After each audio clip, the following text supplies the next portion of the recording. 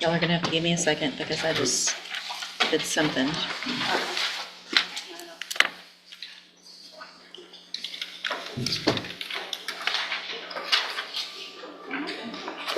I'm not quite sure.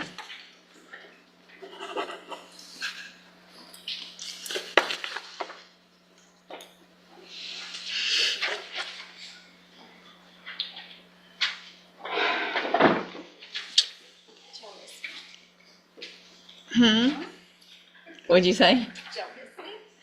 Oh, it's got, something's happening.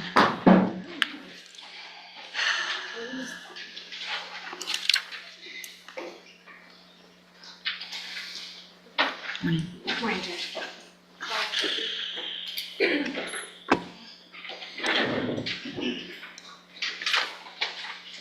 Sorry.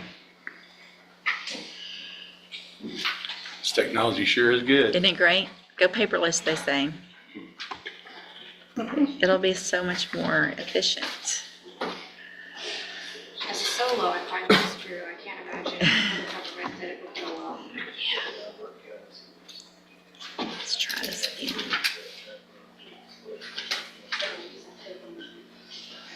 All right, your Diamond Ollie. And will your client waive the formal reading of the indictment? Sure, Your Honor.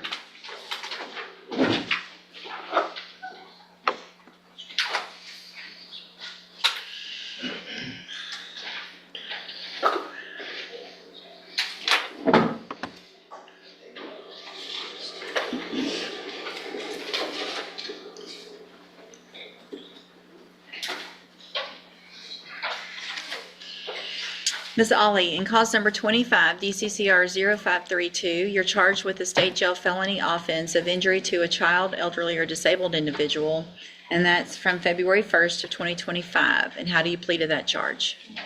Are you pleading guilty freely and voluntarily? And are you pleading guilty because you actually did what they charged you with? I have here on the tablet some documents that have your signature on them that the state's marked as exhibit number 1. Before you signed these, did you go over them with Mr. Parker? Do you fully understand them? And do you understand, if I follow the agreement that you made with the district attorney, that you'll be waiving or giving up any right to appeal? Speak up, please. Yes. And it looks like the agreement that you've reached is for a 5-year deferred probation. Is there no fine? No fine. And you would be required to follow all of the rules and conditions of probation. Is that your understanding? Yes. Do you also understand, if you're not a U.S. citizen, that a plea of guilty or no contest may result in your deportation, exclusion from admission to the country, or denial of naturalization under federal law? State tenders number 1. No objection. It's admitted. Is there any evidence that Ms. Ollie is not competent? No, Your Honor. All right, ma'am, I'm going to find that you entered your plea of guilty freely and voluntarily, find that you're mentally competent and you understand the nature and the consequences of your plea, find sufficient evidence to find you guilty. However, I'm going to reset your case for sentencing so that we can get a pre-sentence report done. It'll just give me more information about you and your case, and then we'll go forward with sentencing at a later date. You need to stop and talk to probation on your way out of the courtroom today to start that process, and she's sitting at that desk right over there. Your Honor, this is her lawyer for the CPS case, and I've Okay. talked to the caseworker, and the caseworker has informed me that she has been working the program. She's done everything she's supposed to have done. There's only Right. a couple things. It's her husband, who she's was recently married to, who's completing some of his classes. And she has other kids that she's seeing all the time. And she has this child she hasn't seen. And it upsets that kid when he sees the other kids leave. And we're wanting to see what we can do about reunification. That's the goal, what the court's position is on that. And she may be able to speak more to that than I That's can. why I came, Judge, just to be a friend of the court, and I have emails from the caseworker too. And if you, just for the record, if you'll state your My name. name is Courtney Wheeler. I'm the attorney appointed to Ms. Ollie in her CPS case. So what is the status with CPS with regard to contact between the child of the victim in this case? The only reason that she's not getting contact with the child victim of this case is because it's part of her bond conditions that she can't. So it seems like both courts are at a bit of a stalemate, which is why I offered to come today. She has worked all of her services. She's completed everything except for the ones that are ongoing, like counseling, which she's participating in. Even though she doesn't get to see that particular child when she buys stuff, supplies, food, snacks, toys for the two she gets to see. She includes him on that, so the gifts are sent home. How old is this child? He's 5. 5. So here's what I will do. Mr. Hoffpower, do you have any issue if I make it just between now and sentencing at least supervised? And then once we get to sentencing, I can get more confirmation through the pre-sentence report of the status of everything? Just for the court's information, the state's been included on all emails between CBS and Parker, so I know Okay. all what's going on. I'm okay with whatever the court decides. So what I'll do at this point is modify the bond conditions, Ms. Ollie, to allow you to have contact with, is it Casey? Okay, and so, but it's going to be supervised only, and at least until we come back for sentencing, and then I'll decide at that point if it's still supervised for some amount of time or not, depending on all that information that I get. So for now, supervised with just as some competent adult. I'm sure you can talk to your attorney about what that means, and then we'll see where we get when we come back for sentencing, okay? Thank you for coming. And Ms. Ollie, make sure you stop and talk to probation on your way out, okay? We'll see y'all back in sentencing. And Mr. Parker, you've got Stephen Wilburn, that's also a sentencing. Good morning, you're Daniel Eli? Give me just a second, Mr. Eli, my computer's still warming up.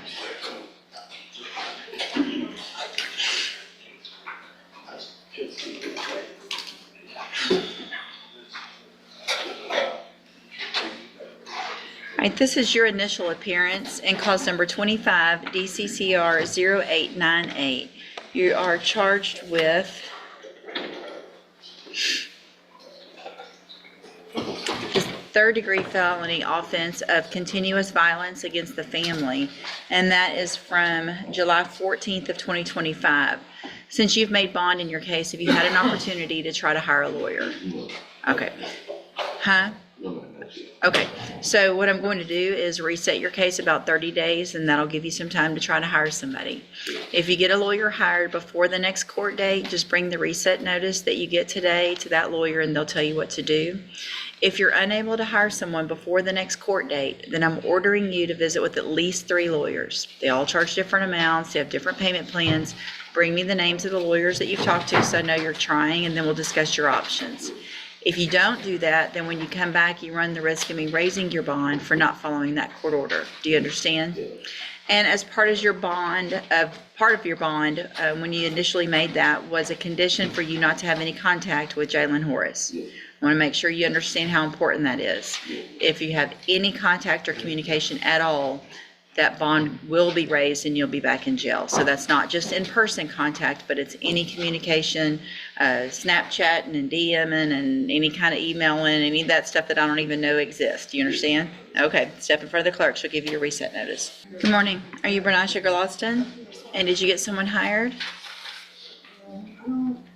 All the persons I literally called. Speak up, I can't understand you. I called like 3 or 7 people that license is. You, 3 or 7? Yes, it's all on the piece of paper. Who'd you call? Just to comment again, to the one that you were in for payments, he said 200 a month. The running law firm, they said 3,500 to handle case, close to half repayments. James Making, I spoke to Ms. Sherry, she said either 6,500 all upfront, no payment plans. And William Marcus Wilkerson, he said $25 for joining fee, $1,000 give or take to start trying. Payment plan $250 every 2 weeks. Says he wants to be able to take, he won't be able to take it to the 24th. And the law office of Ebony Jackson, he said $70,000. And William Law Firm, he said not taking any case for $250, $9,500 on case. That's good, you did. Thank you for doing what I asked you to do. I'm going to have you fill out some paperwork this morning to see if you qualify for a court-appointed lawyer. Make sure you fill it out accurately and completely. You're going to swear under oath that it's all true and correct, okay? If you step in front of the clerk over there, she'll give you that paperwork. Good morning, you're Isaiah Tyson. And Ms. Tyson, Mr. Tyson, you have a motion to revoke your probation. You're on probation for, looks like forgery, and then there's a new indictment in cause number 25, DCCR 1538.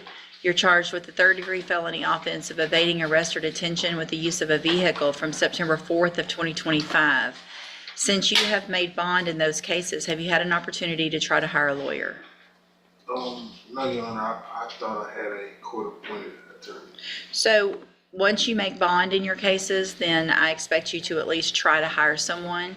So what I'm going to do is reset each of your cases about 30 days. It's very important that you try to get someone hired, especially since you're already on probation and there's a new allegation of a new felony. If you get someone hired before the next court date, bring the reset notice that you get today to that lawyer and they'll tell you what to do. If you are unable to hire someone before the next court date, then I'm ordering you to visit with at least 3 lawyers. They all charge different amounts, different payment plans. Bring me those names when you come back. Okay, you have 2 probations. I just saw that. All right, you have, yeah, you're on 2 felony probations, 1 for evading arrest and detention with the use of a vehicle. And I guess I set those bonds. So if you are unable, again, you need to bring me those names of the people you've talked to. If you don't do that, your bonds will be raised and you will go back to jail. It's very important. You're being given an opportunity on a bond while you have one new felony while you're on 2 felony probations. So you need to try to get someone hired. You also still need to do everything you're supposed to on that probation. Do you understand? Yes, Your Honor. All right, step in front of the clerk. She'll give you a reset notice. Mr. Khalid, sweatpants are not appropriate for felony court. You need to dress nicer next time. Do you understand? Did you get someone hired? No. Okay. Who'd you talk to? I talked to, it was, I forgot the name, but it was, All right, you're supposed to talk to 3 attorneys and bring me those names. Did you do that? I talked to one attorney. You talked to 1 attorney. Who'd you talk to? Yeah, Him? Do you know his name? Mr. Gilthorpe, do you recall talking to this young man, Mr. Khalid? I did. Okay. And so what did you talk to him about? about, see if I could get him hired on, but I haven't, saved up enough money yet to hire an attorney. Okay. So why did you only talk to 1 instead of 3? I just, You're not sure. How old are you? 18. You're 18. So it is time to make some adult decisions and learn how to follow the rules. If somebody sitting here tells you to do something and tells you if you don't do it, you could go to jail, I could send you to jail right now. Because when you were here before, I said you need to talk to at least 3. If you don't hire someone, talk to at least 3 and bring me those names. You saw the young lady that was in here before. She had a page full of people that she had talked to. It's not that hard, right? So are you still in school? Are you working? Yes, ma'am. Where are you working? Yes, ma'am. Okay. I'm going to reset your case for 2 weeks. I want you to talk to at least 3 lawyers or get someone hired.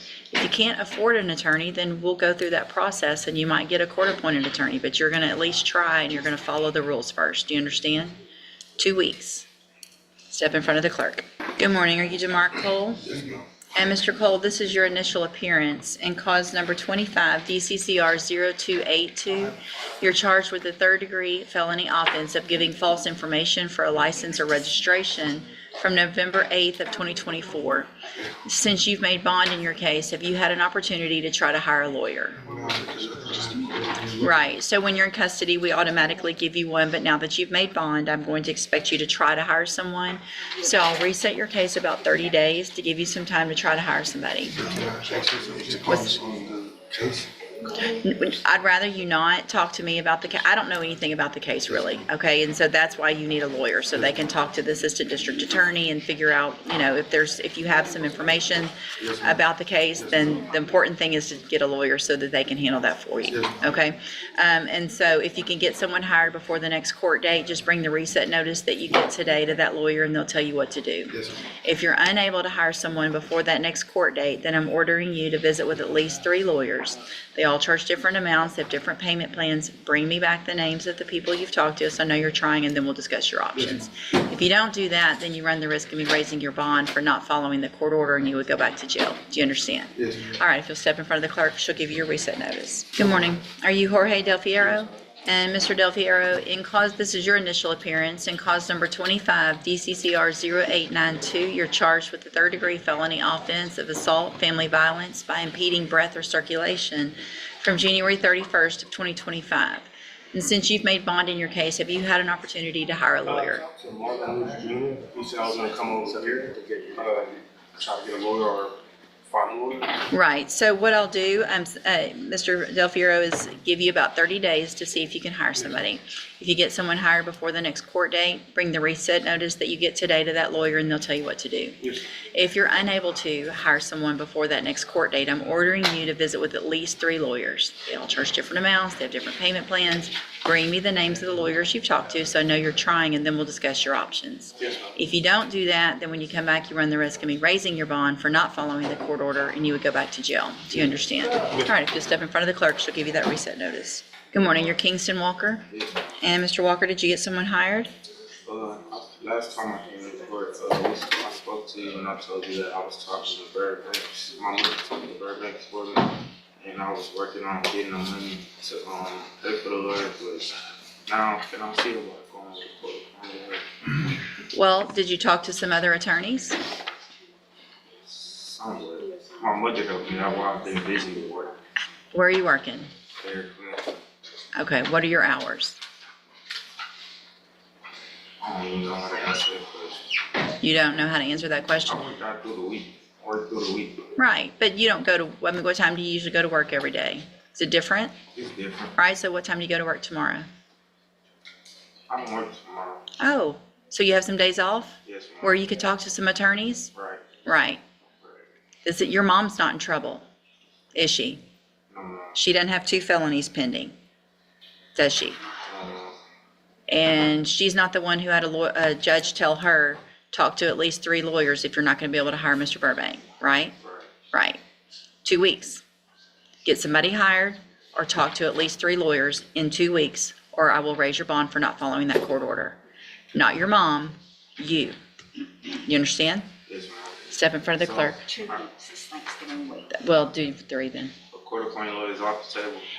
No, it's not off the table.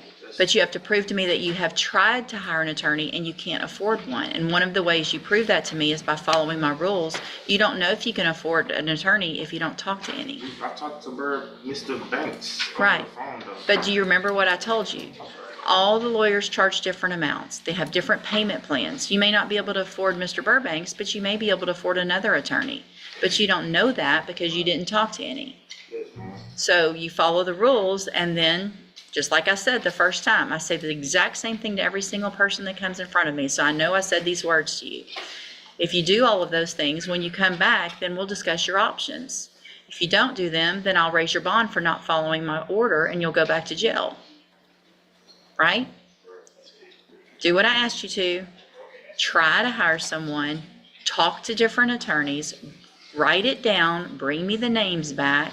I want to know that you've talked to them and what they've said, and then we'll discuss your options. If you don't, you'll go back to jail. Okay? Step in front of the clerk. Good morning, you're Christian Ainsworth? And Mr. Ainsworth, were you able to get someone hired? No, but I did talk to 3 different attorneys. Who'd you talk to? I talked to Jim Sharon Bearden, Orange, and the law office at James R. Lincoln, and William Marcus Wilkerson. Okay. Last time I was here, you told me to bring my pay stubs. I wasn't able to print them, but I did get them emailed to my email address. Okay, So I don't know if I can send them to the county clerk. that's okay. So where are you working? Raising Cane's. Okay, so what I'm gonna do, Mr. Ainsworth, is have you fill out some paperwork to see if you qualify for a court-appointed lawyer. Thank you for doing everything I asked you to do. Make sure you fill out that paperwork accurately and completely. You're gonna swear under oath that it's all true and correct, and then I'll take a look at it. If you'll step down to the clerk, she'll give you that. Good morning, you're Delvin Jones? Yes, ma'am. And Mr. Jones, since you've made bond, let's see, you are on probation for credit debit card abuse, and there was a bond set, and have you had an opportunity to try to hire a lawyer? Not yet. Okay. Out of county. So your bondsman's an out-of-county bond person, is that correct? Yes, ma'am. Okay. All right, so what I'm gonna do, Mr. Jones, is reset your case about 30 days. You need to try to get someone hired, okay? And if you get someone hired before the next court date, just bring the reset notice that you get today to that lawyer. They'll tell you what to do. If I can't hire nobody, I So- can get a court-appointed attorney. Well, the first thing is that you need to at least try. And so if you can't hire someone, I want you to talk to at least 3 minimum. They all charge different amounts. They have different payment plans. Do you have gum? Please stop chewing your gum. They have different payment plans. Bring me the names of the lawyers you've talked to so I know that you've tried, and then we'll discuss your options. If you don't do that, then your bond will get raised for not following that court order and you'll be back in jail. You understand? Also, you're still on probation. You need to follow through with everything you're supposed to be doing on probation as well. Okay? Step in front of the clerk. She'll give you that reset notice. Good morning. You're Darius Sparks. And Mr. Sparks, were you able to get someone hired? No, ma'am, but I'm still working on saving towards the project. Speak up, please. Yes, I'm still working on the project, the lawyer. For who? Did you talk to some lawyers? We talked about them in our previous work. Done that with Jones. Okay. And so when, how long, how much you have saved? I got like 300 savings. I'm working hard so right now. Where are you working? Okay. Have you talked to some other attorneys? I had talked to her, what's the Kurtz? Uh-huh.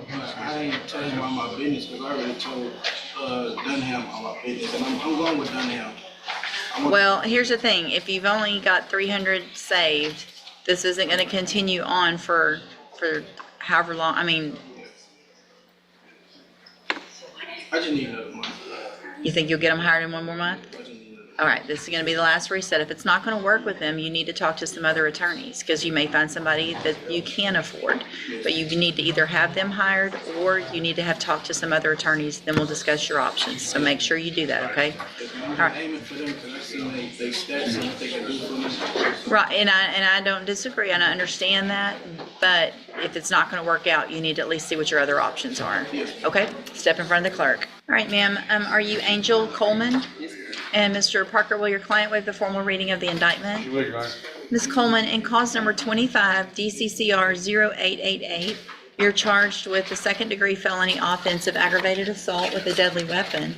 And how do you plead to that charge? And are you pleading guilty freely and voluntarily? And are you pleading guilty because you did what they charged you with? I have here on the computer some documents that have your signature on them that the state has marked as exhibit number 1. Before you signed these, did you go over them with Mr. Parker? Do you fully understand them?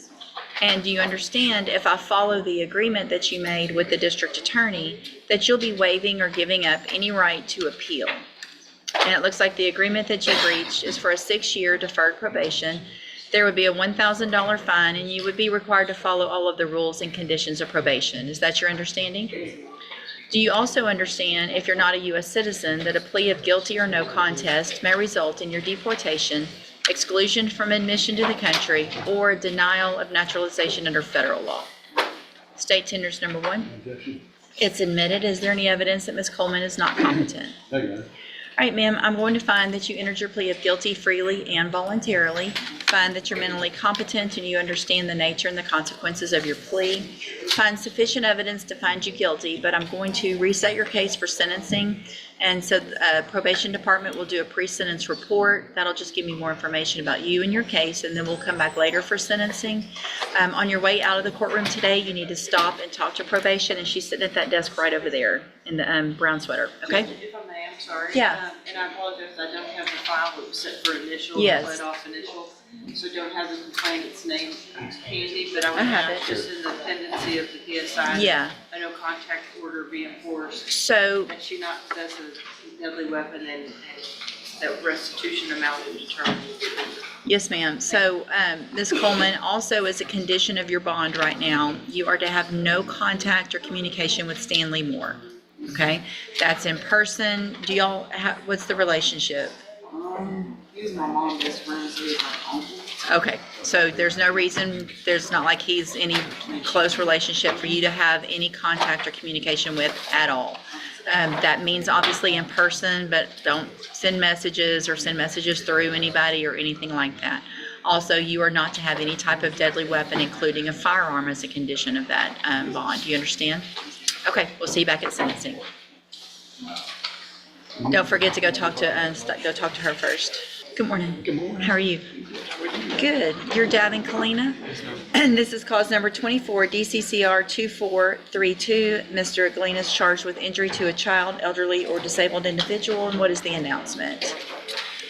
The announcement, Judge, you raised this last time because Ms. Malvina and I discussed trying to see if he could get approved for pretrial diversion. Right. That did not, that was not successful. I think the next step, we're going to try to schedule a meeting with Mr. Speak up Gibbons. just a little I'm bit. sorry. Just for. I see you. She's trying. I It's can. usually not my problem. Speaking low is usually like quiet. Ms. Malvino and I are going to probably try to schedule a meeting with Mr. Gibbons to see if we can get something worked out on this one. Okay. So, So I'll just do one more reset. This will be the last Yes, ma'am. announcement. And I know we've got some holidays coming up, so make sure y'all get that taken care of in between all that, and then we'll get an announcement the next We court have date. an offer in the alternative, Judge. There's just a Okay. lot of positive, I think, about this young man that we'd like to try to see if Okay. there's another avenue. All right, just stay in touch with Mr. Cat, and he'll let you know when you need to be back or anything you need to do in the meantime, okay? All right, thank you. Y'all are free to go. thank you. All right, you are Remington Boykin, and this is 25 DCCR 0396. Mr. Boykin's charged with tampering with the governmental record, and Mr. Gertz, what is the announcement? Judge, we're still just gathering up discovery at this phase. I think this is our first appearance here, and so we're asking the court for at least a normal resetting, maybe even a little more extended because of the holidays. I think everything's going to get a little more extended because of that. Any issues? No. All right, we'll just do a normal reset. Mr. Boykin, stay in touch with Mr. Gertz so you guys can visit before that next court date, okay? All right, you're free to go. Good morning. Are you Clayton Friddle? Yes, ma'am. And this is 25 DCCR 0450, 0451, and 0452. Mr. Friddle is charged in each of those cases with official oppression. Mr. Gertz, what is the announcement? Judge, we're asking for additional time to review discovery in this. I think, again, this is probably my first appearance on this in person anyway, but maybe second. Looks like you've been on since April 30th. Yeah, well, Things are moving slowly, okay. so. Let's speed them up a little bit. Understand. I'll do a normal reset. Make sure you get with Mr. Smith and y'all visit before that next court date. It's about time to get an announcement on this case.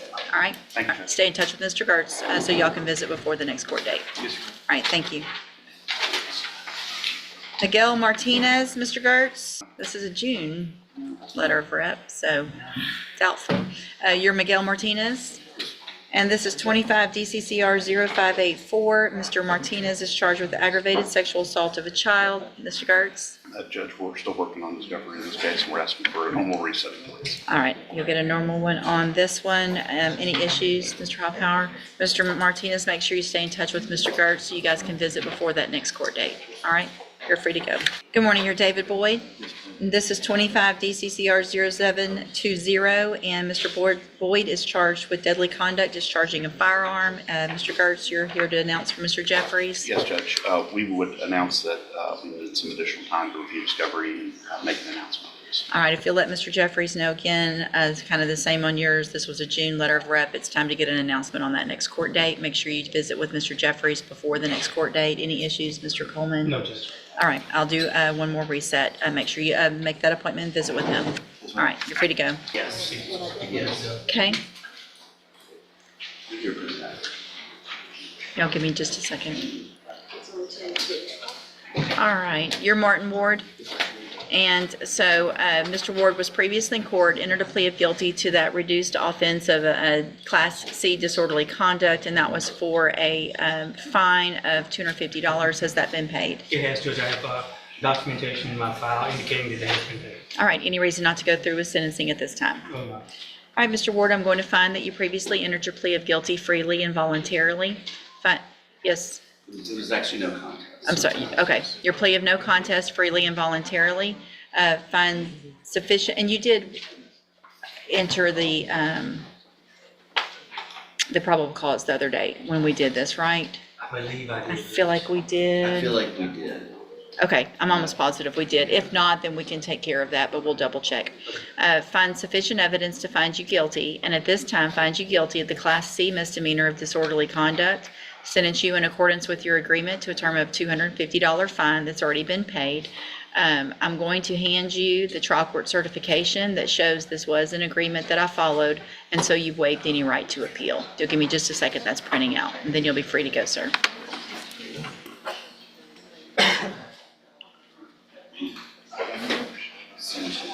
$250 fine. That's it.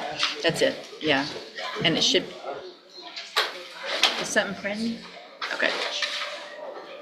You can just step over in front of the clerk and she'll give you that certification. Thanks, Judge. Thank you. Thank you, Judge. See, Mr. Samuel, it's often Samuel. Mr. West on Ramadan Castillo. Good morning, you're Ramadan Castillo. Speak up, please. Yes, ma'am. And Mr. Castillo's cases are set for trial to be a jury selection next Monday. What is the announcement? Ready, All right, obviously, it is likely that this will be at the top of the list. After today, there will be no plea bargains accepted. Everybody needs to be prepared to go. Stay in touch with Mr. West. He will know after docket today the trial order, but anticipate seeing you back next Monday afternoon at 1 o'clock. Okay. All right, you're Carly Davis. And this is 25 DCCR 1451 and 1452. What is the announcement? Judge, we'd like to ask for maybe 3 or 4 more weeks. We're still reviewing discovery. In fact, I'm having a little bit of a discovery issue, but I'm going to be figuring that out whenever I leave today. Okay, and I know we were going to get some confirmation of non-narcotic medication. Where are we on that? She did phase down. She went to a new doctor and they reduced the prescription. So she has phased down, and I do have proof of that. I can send it to Mr. Coleman, so he has it as well. I need you to, if you'll email that to me as well. Okay. I need that, I want that today. Okay. So get that to me and Mr. Coleman so that we know what's going on, what it was, what it is now, prescriptions, Got it. whatever you've got. And then we'll just do a normal reset to give you some time to get caught up on discovery and see if we can get an announcement. Is there any issues, Mr. Coleman? No, Judge. All right, Ms. Davis, make sure you stay in touch with Ms. DeLage, do everything you're supposed to be on bond, and then we'll see you back at the next court date. All right, Thanks, free to go. Rhonda. Thank you. Good morning, are you Charles Darling? And this is 24 DCCR 1384. Mr. Darling's case is set for trial to begin with jury selection next Monday. What is the announcement? Judge, we're ready. States for Your Honor, I'd like the record to reflect I have sent letters and subpoenas to all known addresses for the complainants. Okay, and do you anticipate there being an issue potentially? Possibly, that's why I wanted to let the court know in advance. Okay, so then what I'll do, I'll number the case at the, probably close to the top so that it gets taken care of one way or the other. If she doesn't show, we're not gonna just reset it for that. Since you sent that out, we'll get it figured out Monday. If she does, then obviously, depending on that order, the case could go to trial. Okay, thanks. Good morning, ma'am, you're Diamond James. And Ms. James is charged with hindering apprehension or prosecution of a known felon, and what is the announcement? Judge, I've been talking with Mr. Smith about a possible resolution for this matter. If we could get one more setting, I think we'll have it disposed of. All right, it looks like you were just appointed at that last court date. Okay, any issues, Mr. Smith? All right, so Ms. James, I'm going to reset your case one more time. Make sure you stay in touch with Mr. Lewis, so he'll tell you when to be back, and you guys can visit about the case before you come back, okay? All right, you're free to go. Yes, sir, and you've got Michael Thomas, Mr. Lewis. The bondsman said Daryl Spencer's in federal custody. Oh, okay, give me just a second. That's okay. Remind me after this one, and because I need to do at large, I guess, instead of a bond forfeiture. Good morning, sir. You're Michael Anthony Thomas Jr.? Yes, ma'am. And this is 23 DCCR 0530. Mr. Thomas's case is set for trial to begin with jury selection next Monday. What is the announcement? Judge, I would be able to announce I'm ready, but there is one issue. Evidently, there was a TRO hearing that was done recently in regards to these allegations. I'm not representing him on the family law case down the hall, but he did bring me some documentation in regards to that, but I understand it was on the record, and I would like a chance to get the transcript, especially given the testimony about the complainant. Okay. I would think you would want that as well, probably. So why don't I do this? Why don't I reset it to just a review docket? You guys can both get that transcript.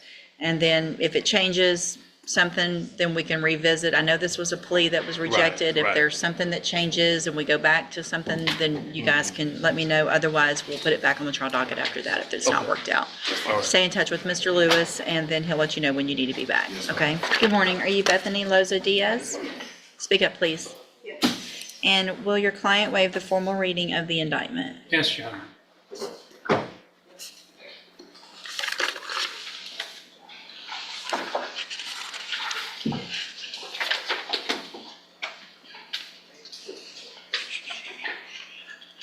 Ms. Loza Diaz, in cause number 25, DCCR 0928, you're charged with the state jail felony offense of driving while intoxicated with a child passenger from December 4th of 2024. And how do you plead to that charge? Guilty. Are you pleading guilty freely and voluntarily? And are you pleading guilty because you did what they charged you with? Yes. I have here on the tablet some documents that have your signature on them that the state has marked as exhibit number 1. Before you signed these, did you go over them with Mr. Macon? Do you fully understand them? Yeah. Is there something you don't understand? No. Do you understand if I follow the agreement that you made with the district attorney that you'll be waiving or giving up any right to appeal? So if I follow the agreement, you can't change your mind later. Do you understand? And so it looks like the agreement that you reached is for 2 years in the state jail prison, but instead of serving 2 years in the prison, you would be, that would be probated. You'd be on probation for 5 years. You would be ordered to pay a $1,000 fine and to follow all of the rules and conditions of probation. Is that your understanding of your agreement? Do you also understand, if you're not a U.S. citizen, that a plea of guilty or no contest may result in your deportation, exclusion from admission to the country, or denial of naturalization under federal law? Yes. State tenders number 1. No objections, Your Honor. It's admitted. Is there any evidence that Ms. Loza Diaz is not competent? No, Your Honor. All right, ma'am, I'm going to find that you entered your plea of guilty freely and voluntarily, find that you're mentally competent and you understand the nature and the consequences of your plea, find sufficient evidence to find you guilty. However, I'm going to reset your case so that the probation department can do a pre-sentence report. That'll give me more information about you and your case, and then we'll come back later for sentencing. You need to stop and talk to probation before you leave the courtroom today, and she's sitting at that desk right over there, okay? All right, we'll see y'all back at sentencing. Let's see, Ms. Norman on Charles Guidry Jr.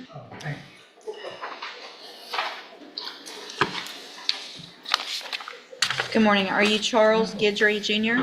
Yes, ma'am. And Ms. Norman, will your client waive the formal reading of the indictment? He will.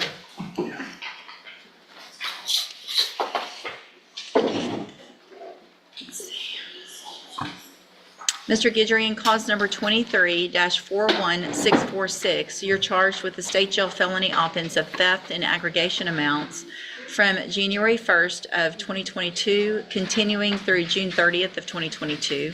And how do you plead to that charge? Are you pleading guilty freely and voluntarily? And are you pleading guilty because you did what they charged you with? I have here on the tablet some documents that have your signature on them that the state's marked as exhibit number 1. Before you signed these, did you go over them with Ms. Norman? Do you fully understand them? And do you understand, if I follow the agreement that you've reached with the district attorney, that you will be waiving or giving up any right to appeal? And it looks like the agreement that you've reached is for a 2-year term in the state jail prison, but that would be probated. You'd be on probation for 5 years. You would be ordered to pay a $500 fine and to pay restitution, and that amount, I guess, needs to be determined. Well, actually, Judge, I have an amount here. That amount would be $6,136. And Ms. Norman, are you prepared to agree to that today? I could waive the pre-sentence report, or do you need some time to review that? No, we're prepared to agree to it, Your Honor. So you understand also as part of your agreement that you would pay restitution in the amount of $6,136. Is that also your understanding? Also, do you understand, if you're not a U.S. citizen, that a plea of guilty or no contest may result in your deportation, exclusion from admission to the country, or denial of naturalization under federal law? State tenders number 1. No objections. It's admitted. Is there any evidence that Mr. Guidry is not competent? No. And Mr. Lewis, since we have that restitution amount, any reason not to go forward with sentencing? No, Judge, but in full candor with the court, I just want to let the court know that this defendant does have criminal history. Okay. However, Ms. Norman made a compelling argument about the restitution being paid under the terms of this agreement, and that's why I'm entering into it. I'm happy to explain or go into more detail about the community if you like, but As long as you're comfortable, and I think I'm good with that. So what I'm going to do, Mr. Guidry, is find that you entered your plea of guilty freely and voluntarily. Find that you're mentally competent and you understand the nature and the consequences of your plea. Find sufficient evidence to find you guilty, and at this time, waive the pre-sentence report, follow the agreement, find you guilty of the state jail felony offense of theft, sentence you in accordance with your agreement to a term of 2 years in the state jail prison. I'm going to follow the agreement and probate that for 5 years. You are ordered to pay a $500 fine, and you're ordered to pay restitution in the amount of $6,136, and to follow all of the other rules and conditions of probation. If you do that, then for all practical purposes, your case here in court is over. You'll be able to serve that 2-year sentence while you're out on probation. The other side of that, though, is if you violate any condition of probation, you can be brought back into court and you would be facing that 2-year sentence that you've already agreed to. Do you understand? $6,000 is a lot of money. Some people think, I've got 5 years to pay it. I want to make sure you understand. I want you to start making payments on that immediately. Even if it's a little bit every month, it'll add up. Some people think, well, I'll wait till my tax refund next year, or I'm going to sell something. So make sure you make payments regularly, because what can happen is you can do everything else you're supposed to on probation correctly. And at the end of the probation, if you haven't paid that restitution and I make a finding that you could have paid it, you could still be revoked after 5 years and go to prison. So it's very important that get paid back, okay? I'm handing you the trial court certification. That shows that this was an agreement that I followed, and so you have waived your right to appeal. I also handed you a written admonishment regarding your ineligibility to possess a firearm or ammunition. Because of the judgment entered against you, you're ineligible under Texas law to possess a firearm or ammunition. Possession of a firearm or ammunition could lead to charges against you. Firearm is a legal term, and you should read that written document to see what devices qualify as a firearm. If you have questions about the laws that make you ineligible to possess a firearm or ammunition, or about how long that lasts, you can talk with Ms. Norman. All right, if you'll just have a seat here in the courtroom, probation will get your paperwork together. She's at that desk right there. She'll call you up when she's ready to go over your paperwork. All right, good luck to you, sir. Good morning, sir. You're James Bruno. And this is 24 DCCR 1151. Mr. Bruno was previously in court, entered a plea of guilty to evading arrest or detention with a motor vehicle. I have received that pre-sentence report. Has everyone had an opportunity to review the report? I have none. Are there any additions or corrections? Not from the state. Mr. Bruno, I'm going to find that you entered your plea of guilty freely and voluntarily. Find sufficient evidence to find you guilty. However, I'm going to follow the agreement that you made with the district attorney and defer all proceedings and place you on probation for 6 years. You're ordered to pay the $1,000 fine and to follow all of the rules and conditions of probation. If you do that, this is an excellent opportunity because you do not have a felony conviction on your record. And if you successfully complete the probation, the case will actually be dismissed at the end. The other side to that, though, is if you violate any condition of probation, you can be brought back into court, you could be found guilty, so you would become a convicted felon, and you could be sent to prison for anywhere in the range of punishment, which is between 2 years and up to 10 years in prison. Do you understand? I'm handing you the trial court certification that shows this was an agreement that I followed, and so you waived your right to appeal. You just need to have a seat here in the courtroom. Probation's going to call you up to her desk when she's ready to go over your paperwork. All right, good luck to you, sir. See, Jose Contreras, Mr. Parker, it's also sentencing. Good morning, you're Jose Contreras. And Mr. Contreras, in cause number 25 DCCR 0006, was previously in court, entered a plea of guilty to the state jail felony offense of failure to comply with sex offender registration requirements. And I've received that pre-sentence report. Has everyone had an opportunity to review the report? Have your own. State does. Any additions or corrections? Nothing more. Open state. All right, Mr. Contreras, I'm going to find that you previously entered your plea of guilty freely and voluntarily. Find sufficient evidence to find you guilty. However, I'm going to follow the agreement that you made with the district attorney and defer all proceedings and place you on probation for 4 years. You're ordered to pay the $500 fine and to follow all of the rules and conditions of probation. If you do that, obviously this is a great opportunity because you don't have this conviction on your record. And if you successfully complete the probation, the case will be dismissed and you'll never be a convicted felon. The other side of that, though, is if you violate any condition of probation, you can be brought back into court, found guilty, so you would be a convicted felon, and sent to the state jail prison for up to 2 years. Do you understand? Obviously, you understand now the importance. If you move, I know things get it looks like you were in the middle of some things, you cannot miss this reporting. Your reporting period is not that long. You've only got a couple more years, I think, on it. So make sure you do it properly between now and then. You shouldn't have any issues. All right. I'm handing you the trial court certification that shows this was an agreement that I followed, and so you waived your right to appeal. You need to have a seat here in the courtroom. Probation will call you up to go over your paperwork when she's ready, okay? All right, good luck to you, sir. You don't have to do that for me, George.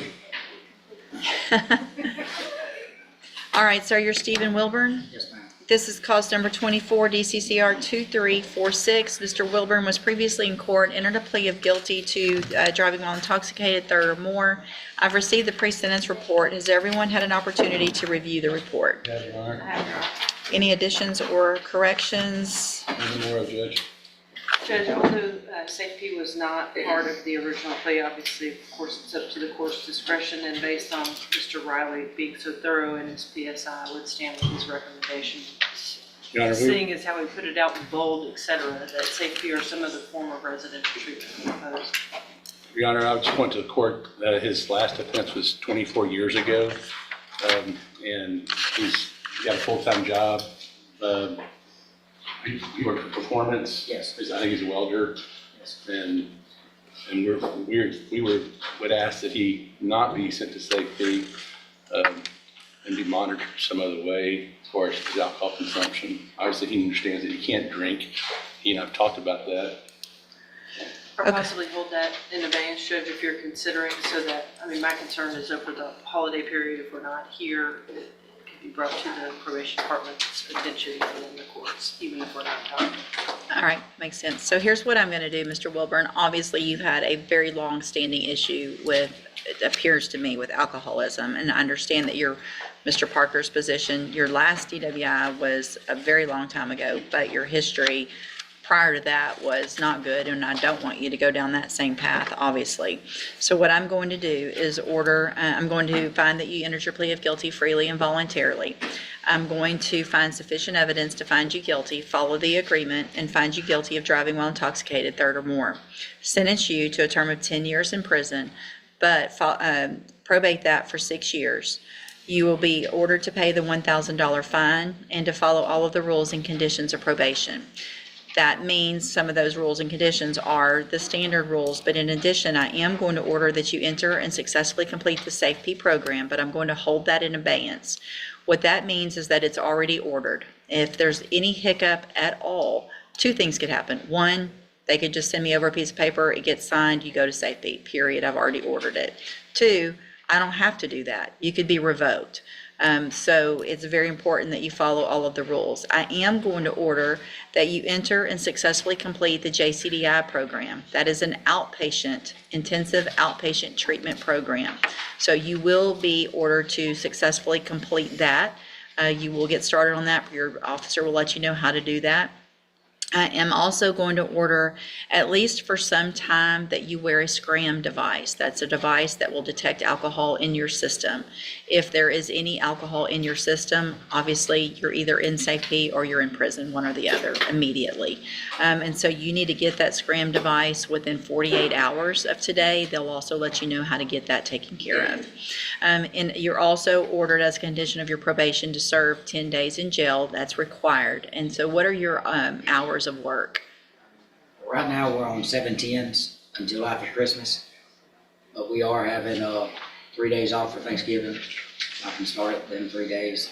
I'm sure we'll have a few days off for Christmas. Well, it's difficult to just say, okay, you're going to do 3 here and 7 in a month or two.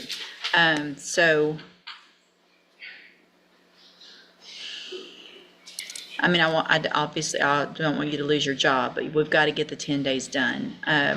So what I will do,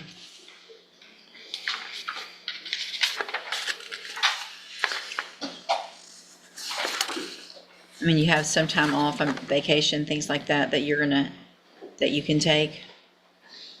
I don't mind doing a longer period of time over the Thanksgiving break, and then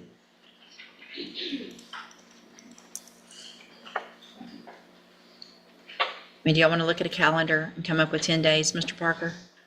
Is it 10 days consecutive? It does not have to be. No, you can do weekends, and I don't mind spreading it out a little bit, but I need specific dates.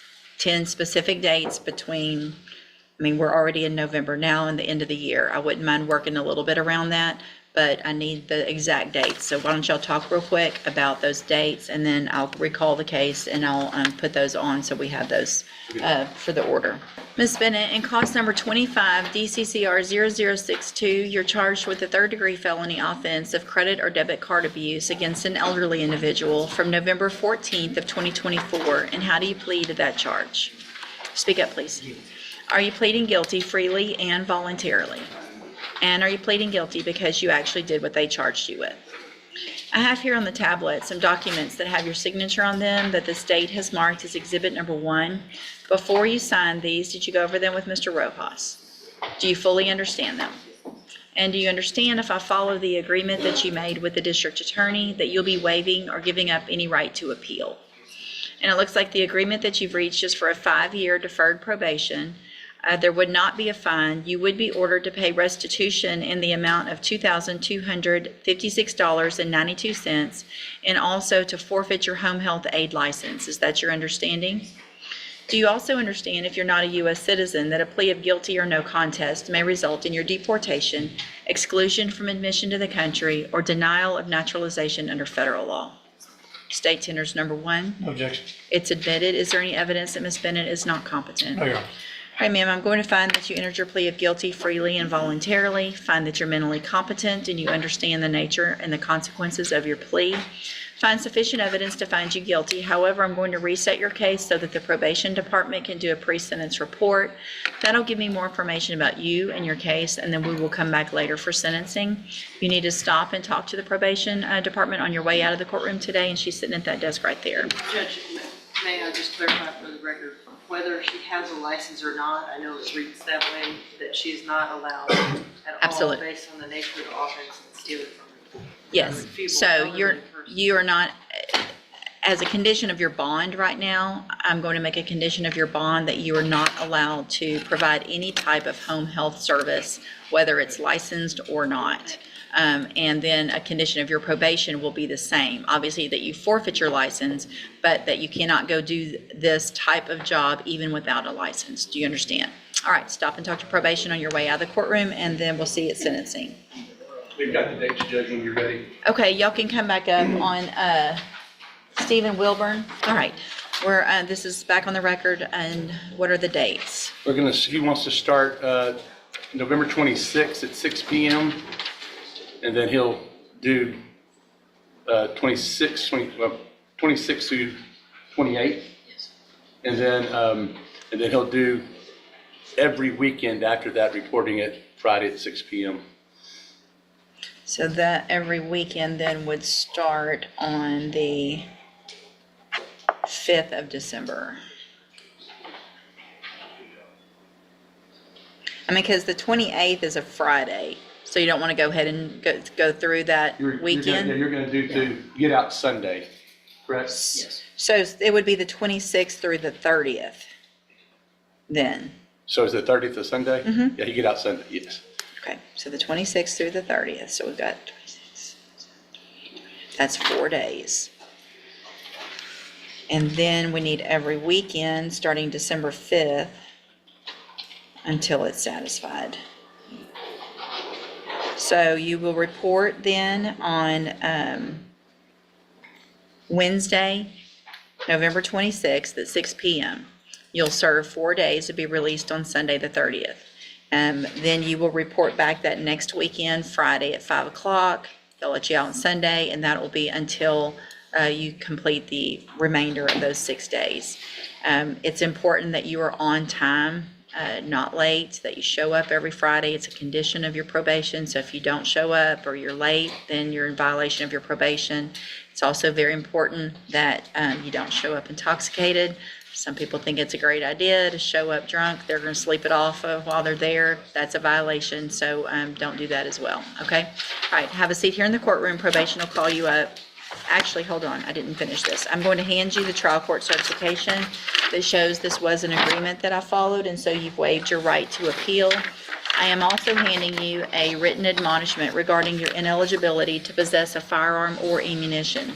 Because of the judgment entered against you, you're ineligible under Texas law to possess a firearm or ammunition. Possession of a firearm or ammunition could lead to charges against you. Firearm is a legal term, and you should read the written admonishment I provided you to see what devices qualify as a firearm. If you have questions about the laws that make you ineligible to possess a firearm or ammunition, or about how long that lasts, you can talk with Mr. Parker. All right, good luck to you, sir. Ms. Daigle, in cause number 24, DCCR 1738, you're charged with the state jail felony offense of theft with previous theft convictions, and that's from July 5th of 2024. The indictment alleges you were previously convicted of theft March 29th of 2010, and then again August 24th of 2017. And how do you plead to that charge? Are you pleading guilty freely and voluntarily? Yes, ma'am. And are you pleading guilty because you actually did what they've charged you with? I have here on the tablet some documents that have your signature on them that the state has marked as exhibit number 1. Before you signed these, did you go over them with Ms. Holmes? Do you fully understand them? I'm sorry? And do you understand, if I follow the agreement that you've made with the district attorney, that you will be waiving or giving up any right to appeal? I'm just looking, trying to see what this agreement is. It's a punishment as a misdemeanor, Judge, under 1244 of the Penal Code. But it's a probation. Yes, it's 1 year probated for Yes. 6 months. Yeah, we can punish it as a misdemeanor. My understanding is if you punish it as a misdemeanor, you can also punish it with probation, misdemeanor probation. That's my thinking at least. Oh, I don't know, I've never done that in all these years. Can we, for sure? It's no prohibition against it under 1244. But it's a state jail felony conviction, so it's an A. 1244A is the state jail felony conviction. Yes. With misdemeanor punishment. That's right, Judge. B is just reducing the whole thing. That's not what we're doing. That's not what we're doing. So it's 1244A. But if it's a state jail felony conviction,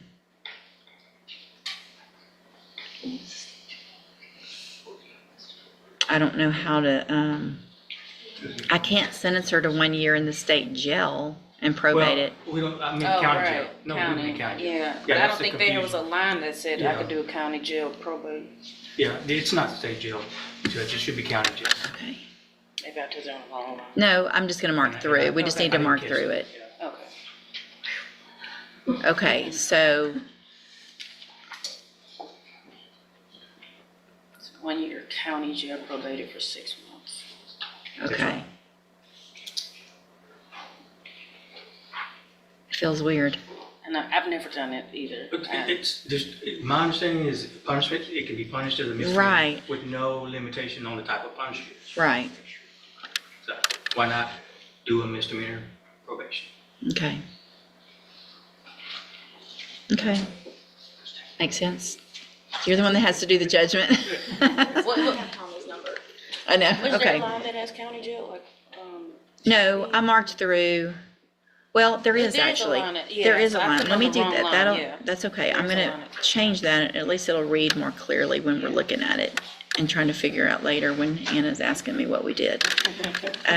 Okay, so the agreement then is for you to be convicted of the state jail felony, but you would be punished under section 1244A of the Penal Code, which means your punishment would be 1 year in the county jail, but you wouldn't have to serve that. You would serve it on probation for 6 months. If you violate your probation, then you could go back to do that 1 year in the county jail. You understand? Yes, ma'am. Okay. And no restitution. No. Okay. No. Also, part of that probation is that you're not allowed in any Target store. You understand that as well? Okay. Are you a U.S. citizen? Oh, yes, ma'am. State tenders number 1. No objection. It's admitted. Any evidence that Ms.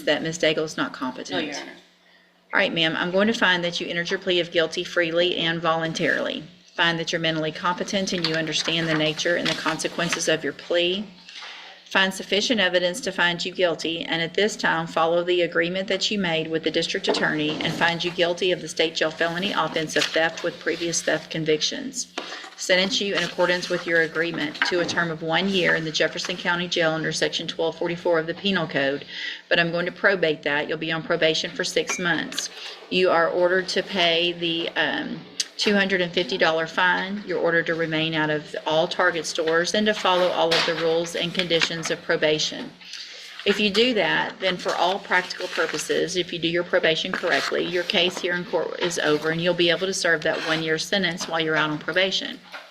And the other side of that, though, is if you violate any condition of probation, you can be brought back into court, your probation revoked, and you could go to Jefferson County Jail for that agreed time frame of 1 year. Do you understand? I've handed you the trial court certification that shows this was an agreement that I followed, and so you waived your right to appeal.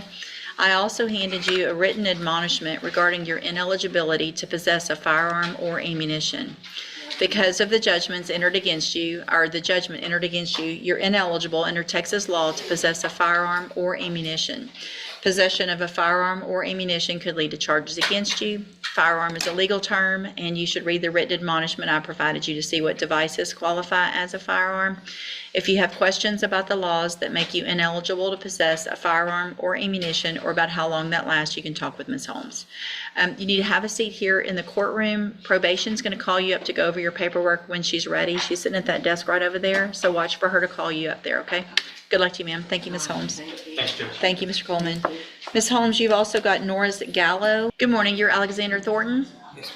And Mr. Thornton, this is 24 DCCR 0323. Mr. Thornton's case is set for trial to begin with jury selection next Monday, and what is the announcement?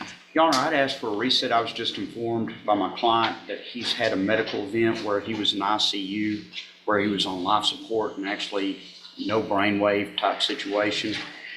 Luckily he's back from the dead with us, but he's suffering from medical complications as a result. And so I need some time to go through those. I've talked with the state about a reset for that purpose as far as that goes. Mr. Smith? We're not opposed, Judge, and we may reevaluate this in light of his veteran status. So what I'm going to do, instead of just resetting it to another trial docket, is Yes, I'm ma'am. going to place it on a review docket. If something, that way you guys can visit again. Absolutely. If something changes about the case, it needs to get taken care of I on would- that date. If it's not going to get taken care of, then we'll put it back on the trial I docket. think that would be great, Your Honor. All right. Mr. Thornton, just make sure you stay in touch with Mr. Barrington. You can visit with him about your case. He'll talk with Mr. Smith, and we'll see if there's a resolution on that date. If not, then we'll get it back on the trial docket. Thank you. Thank you, sir. Yes, sir. Thank you. May he be excused, Your Honor? Yes, thank you. This is the last reset. We've been given some information that I did not know. There was apparently an affidavit of non-prosecution that was signed. I do not have a copy of it. It was filed in a different case. If we could, Judge, reset it for maybe 30 days and I'll hold it, issue a subpoena. And if she doesn't show, then we'll dismiss it that time. Okay. All right, so if something happens and she does, then it needs to be taken care of on that date with either a plea or moved to the trial docket with a rejection. Okay, so this will be the last final. And if you'll just make a note that it's for a non-prosecution, please. And for the state to issue subpoenas. All right, Mr. Broussard, stay in touch with Mr. Galmore, and he will let you know when you need to be back. Good morning, you're Charles Newman. Yes, ma'am. And this is 25 DCCR 0545. Mr. Newman was previously in court, entered a plea of guilty to the second-degree felony offense of aggravated assault with a deadly weapon. Has everyone had an opportunity to review the pre-sentence report? Yes, sir. We have, Your Honor. Are there any additions or corrections?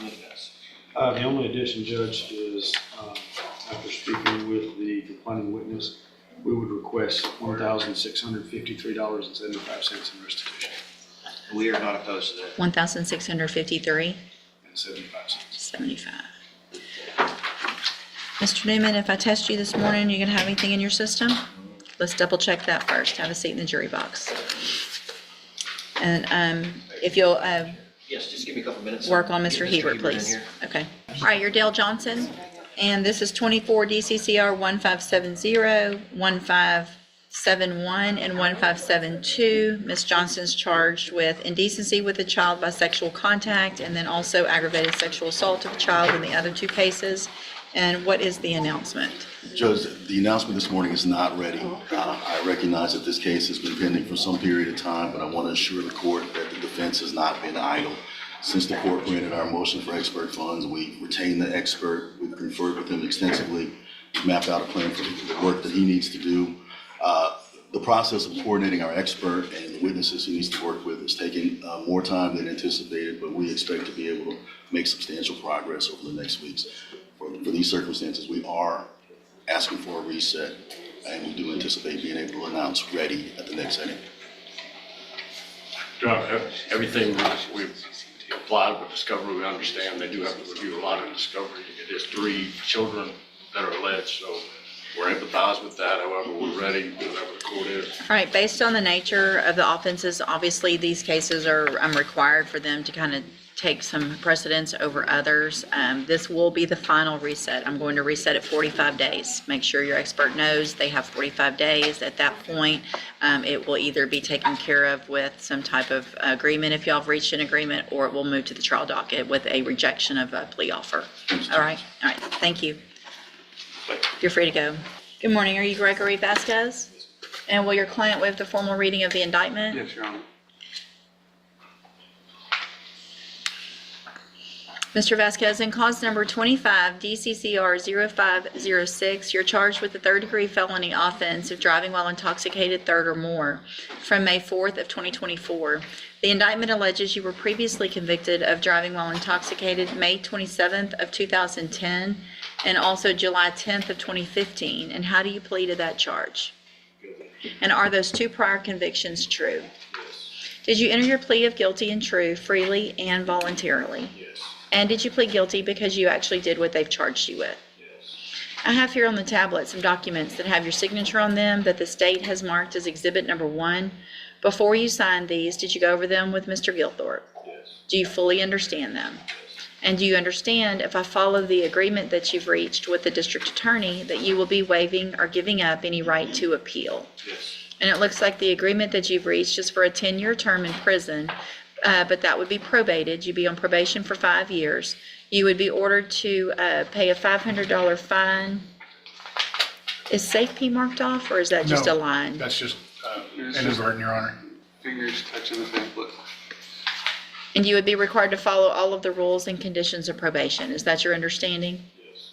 Do you also understand, if you're not a U.S. citizen, that a plea of guilty or no contest may result in your deportation, exclusion from admission to the country, or denial of naturalization under federal law? Yes. State tenders number 1. No objection. It's admitted. Is there any evidence that Mr. Vasquez is not competent? No, Your Honor. All right, I'm going to find that you entered your plea of guilty freely and voluntarily. Find that you're mentally competent and you understand the nature and the consequences of your plea. Find sufficient evidence to find you guilty. However, I'm going to reset your case for sentencing so that the probation department can do a pre-sentence report. That'll give me more information about you and your case, and then we will come back later for sentencing. You need to stop and talk to probation on your way out of the courtroom today, and she's sitting at that desk right over there. Okay. All right, we'll see you back at sentencing. Thank you, Your Honor. Thank you. All right, sir, you're Kelton Hebert. And Mr. Galmore, will your client waive the formal reading of the indictment? He will, Your Honor. Mr. Hebert, in cause number 24 DCCR 1498, you're charged with the third-degree felony offense of evading arrest or detention with the use of a vehicle from June 22nd of 2024. And how do you plead to that charge? Speak up. Guilty. Are you pleading guilty freely and voluntarily? Yes, ma'am. And are you pleading guilty because you did what they've charged you with? Yes, ma'am. I have here on the tablet some documents that have your signature on them that the state has marked as exhibit number 1. Before you signed these, did you go over them with Mr. Galmore? Yes, ma'am.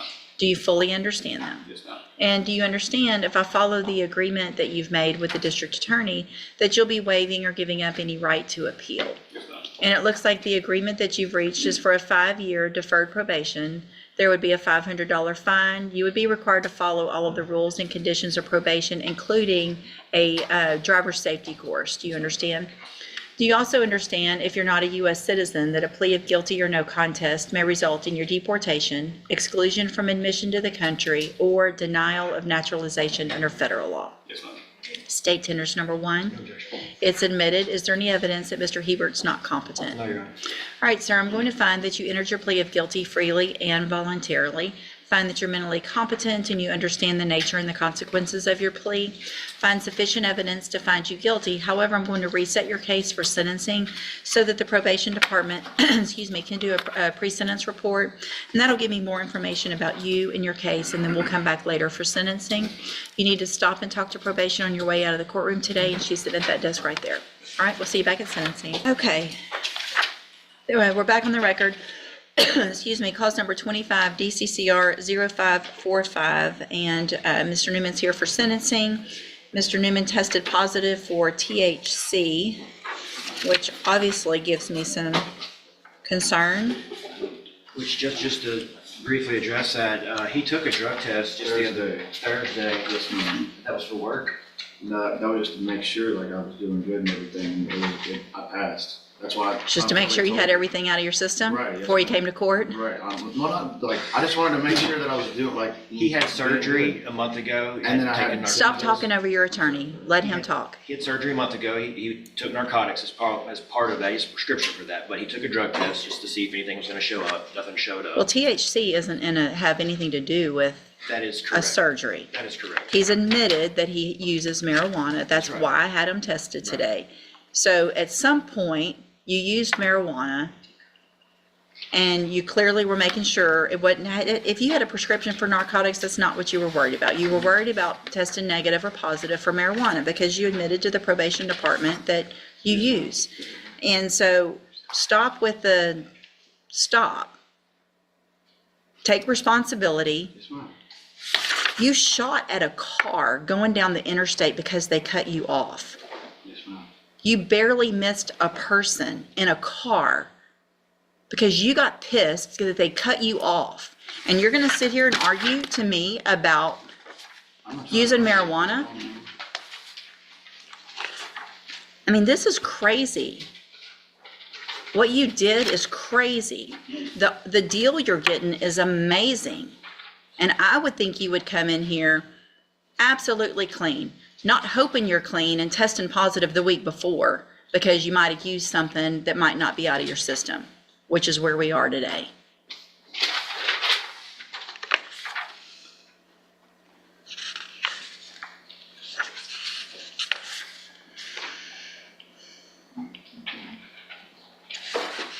All right, anything else before I sentence Mr. Newman? Judge, I just point out a couple of things that are in the PSI. This is a severe situation, but it's certainly out of character. Mr. Newman has never really been in trouble of any kind before. So this is definitely certainly a one-off. He's always remained employed, had good employment. He did lose his job as part of this case, but he's had surgeries recently and he has work lined up. So he is intending on continuing to maintain the normal life that he's always held, other than this particular incident. Obviously, if marijuana use is a concern, if he can't stop using marijuana, they're gonna figure it out at probation, whether that's drug testing or a patch or whatever the court decides is necessary for that. But it's not using, worse drugs that would be even more concerning considering this case. So we're just asking the court to follow the deal and impose whatever drug conditions the court deems are necessary. Mr. Smith, anything else? No, Judge.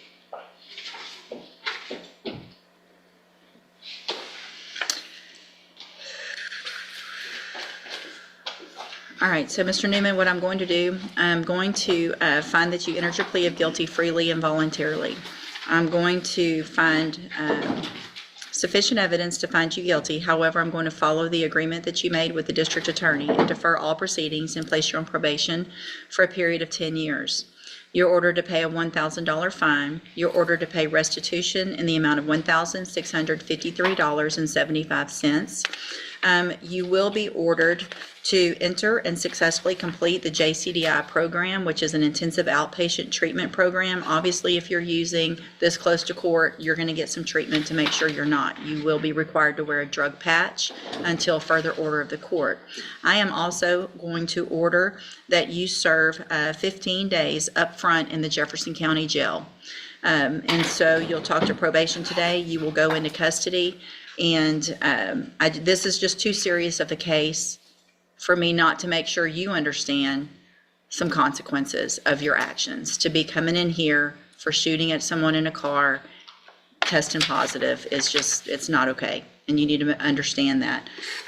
So this is still an amazing opportunity. you don't have a felony conviction on your record.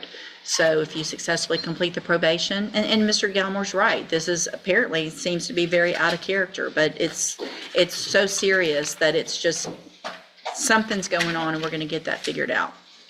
And so if you do everything you're supposed to and you're successful on this probation, the case gets dismissed at the end. You will never be a convicted felon. But the other side to that is if you violate any condition of probation, you will be brought back into court. You could be found guilty of the offense, and you could go to prison for up to 20 years, anywhere between 2 and 20 years for this offense. One of the things that makes me a little more comfortable, I guess, you're very lucky that the victim of this offense, number one, didn't get hurt, and number two, is in agreement with you getting this help and being on probation and making sure you follow through. So you should be very appreciative of that. I'm going to hand you the trial court certification that shows this was an agreement that I followed, and so you've waived your right to appeal. You can go with the bailiff. Probation will talk to you in just a few minutes before they take you back. Good luck to you, sir. Good morning, sir. You are Isaac Mitchell? And Mr. Gertz, will your client waive the formal reading of the indictment? He will, Judge. Give me just a second. Mr. Mitchell, in cause number 25, DCCR 0587, the state has elected to proceed on the lesser included offense of a Class A misdemeanor assault family violence from April 17th of 2025, and how do you plead to that charge? Speak up. Are you pleading guilty freely and voluntarily? Yes, Your Honor. And are you pleading guilty because you did what they've charged you with? Yes, Your Honor. I have here on the tablet some documents that have your signature on them that the state has marked as exhibit number 1. Before you signed these, did you go over them with Mr. Gertz? Yes, Your Honor. Do you fully understand them? Yes, Your Honor. And do you understand, if I follow the agreement that you made with the district attorney, that you'll be waiving or giving up any right to appeal? Yes, Your Honor. And it looks like the agreement that you've reached is for a 2-year deferred probation. There would be a $500 fine, and you would be required to follow all of the rules and conditions of probation. Is that your understanding? Yes, Your Honor. In addition, there would be a dismissal in it looks like you have misdemeanor court as well as the felony in cause number, 0588. 25 DCCR 0588. Is that your understanding? Yes, Your Honor. And are you a U.S. citizen? Yes, Your Honor. State tenders number 1. Judge, we have no objection. It's admitted. Is there any evidence that Mr. Mitchell is not competent? None at all, Judge. And the agreement is to get a pre-sentence report, correct? That's correct, Judge. I'm going to find that you entered your plea of guilty freely and voluntarily. Find that you're mentally competent and understand the nature and the consequences of your plea. Find sufficient evidence to find you guilty. However, I'm going to reset your case for sentencing so that the probation department can do a pre-sentence report. That'll give me more information about you and your case, and then we'll come back later for sentencing. And y'all had an agreement for something else? Yes, Judge. So currently, his bond conditions include a GPS device and no contact with the complainant. We have agreed that we will, I don't know if the word is waive or alter those bond conditions to remove those 2 conditions. Okay, and you Judge, I have, have no objection to that. If the record would please reflect that the complainant, Ms. Burleson, in this case, this is a young, newly married couple. First baby is on the way very shortly. She has written, sent certified mail, email, called, all about non-prosecution, and obviously I don't know best, but I think my intention was to allow this probation so that in both of their best interests, maybe they can get that if they need it. okay, so then, Mr. Mitchell, what I'll do is modify your bond conditions to remove the no contact with Hannah and to remove the GPS monitoring device. Obviously, this was a situation that got out of hand that cannot ever happen again. Right now, you're still on bond. If you violate any other conditions, if anything else happens, you're going to be right back in jail.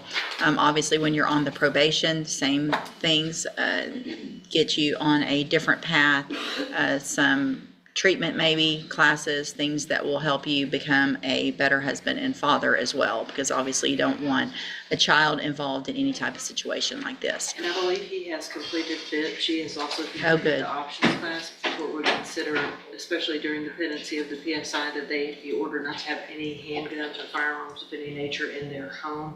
I think that's what escalated this, what probably was a misdemeanor. And I already advised him of that, Judge. Okay, so if there are any, they need to be removed. You're not to be in possession of, and that doesn't mean just in possession on your person, in your house, car, anything else. You can't live with somebody else that has guns, just no guns, period. Do you understand? All right, then you need to talk to probation on your way out of the courtroom today. She's sitting at that desk right over there, and then we'll see you back at sentencing. Thank you. We'll get the attachments to you today, Judge. Okay, perfect. Thank you. Thank you, Judge. Thank you. We will. I finally got something resolved. Good morning. Good morning, you're DeAndre Smith, and Mr. Smith was previously in court, entered a plea of guilty to the second-degree felony offense of collision involving death. I've received the pre-sentence report. Has everyone had an opportunity to review that report? Yes. Yes, Your Honor, we have. Are there any additions or corrections? Nothing from the state, Your Honor. Yeah, Your Honor, we wanted to contest a couple things, in particular, the recommendation for ISF and also the curfew.